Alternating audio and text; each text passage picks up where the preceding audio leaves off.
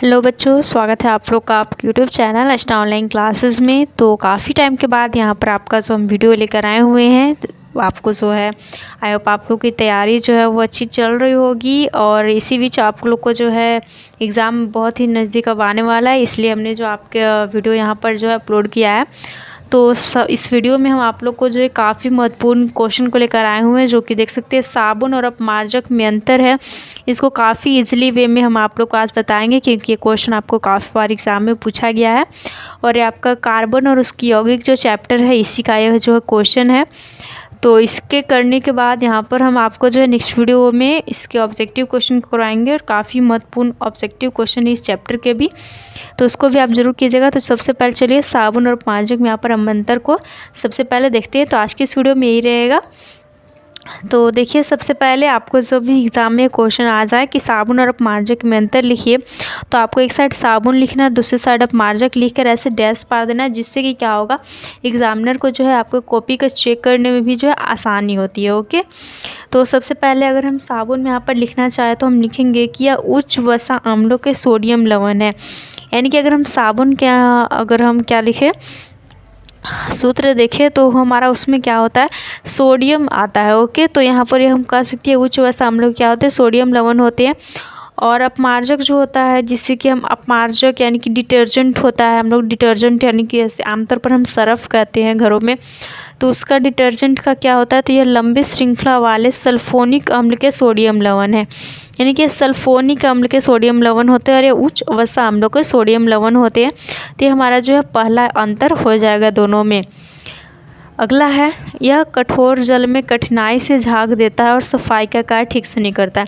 यानी कि अगर हम साबुन ले गए कपड़ा धोने के लिए, तो हमारा जब कठोर जल होता है ना, तो उसमें क्या होगा कि यह जो साबुन होता है, कठोर जल कहने का मतलब आपका हो गया जैसे कि आप समझ लीजिए खारा जल, तो उसमें क्या होगा, साबुन जो है अच्छी तरीके से झाग नहीं बनाता और सफाई भी जो होता है ना, वो ठीक से नहीं कर पाता। लेकिन जब हम डिटर्जेंट हो लेते हैं, अपमार्जक लेते हैं, तो कठोर जल में भी आसानी से झाग पूरा दे देता है, और क्या होता है, सफाई का कार्य भी एकदम ठीक से करता है, एकदम कपड़ा हमारा साफ़ हो जाता है। तो आप लोग को याद रखना है, साबुन से कपड़ा अच्छी तरीके से सफाई नहीं होगा, डिटर्जेंट से साफ़ हो जाएगा। इसे आप अंतर याद रखिए, एग्ज़ाम में काम आएगा, एग्ज़ाम के लिए तो पढ़ रहे हैं।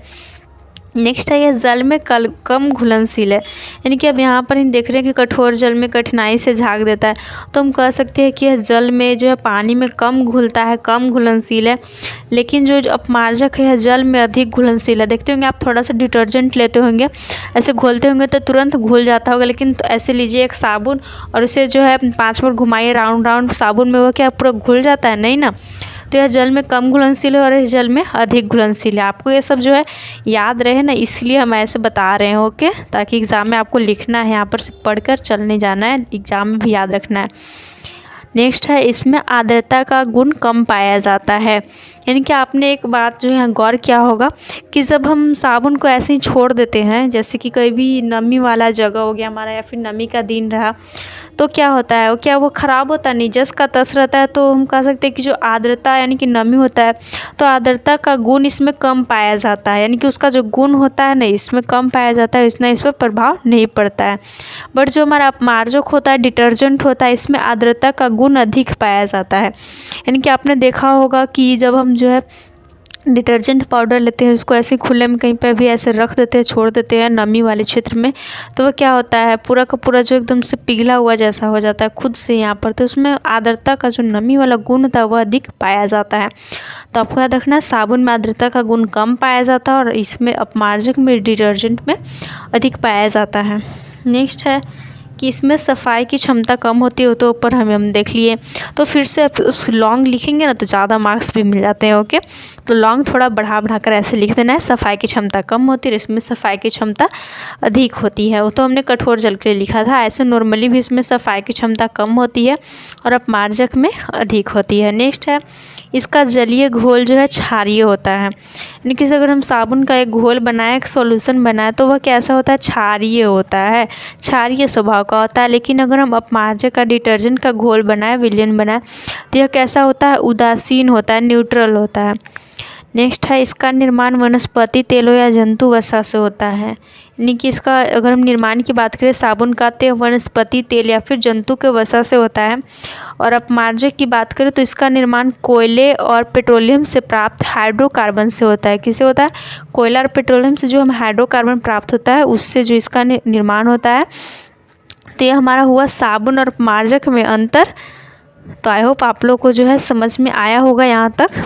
तो साबुन और अपमार्जक में अंतर आप इतना याद रखिए, 7 अंतर है। 7 में से आप अगर 6 भी लिखते हैं, 7 तो ऐसे हम अच्छी तरह समझा दिए, आप लिख ही पाएंगे। इसको स्क्रीनशॉट लेकर मतलब कि आप लोग रख लीजिए और 2-3 बार लिखिए, प्रैक्टिस हो जाएगा, एग्ज़ाम में लिखा जाएगा, आने की संभावना है, इसलिए हम आपको जो इसको बता दे रहे हैं।